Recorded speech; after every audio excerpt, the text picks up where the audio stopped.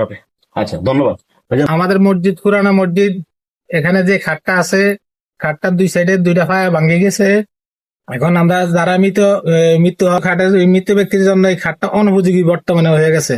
এই কারণে একটা এসএসআর খাট আমাদের অনতি বিলম্বে এই জরুরি আমরা প্রয়োজন মনে করি।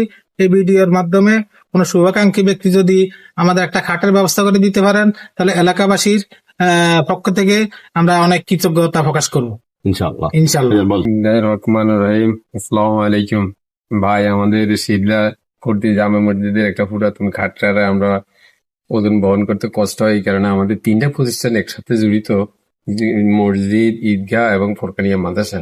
অনেক মানুষ এই জায়গাতে সমাগম হয়, প্রত্যেকটা মানুষ মারা গেলে এই জায়গাতে আমরা জানাজার ব্যবস্থা করি। আবার এই থেকে অনেক দূরে দূরে বাড়িতে নিয়ে যেতে হয়। এই হিসেবে আমি আপনাদের কাছে কৃতজ্ঞতা, যদি আল্লাহর রাস্তায় আপনারা দেন, বিরাট সওয়াবের দান পাইবেন, আল্লাহর ভরসা করি। এই আমাদের কথা শেষ।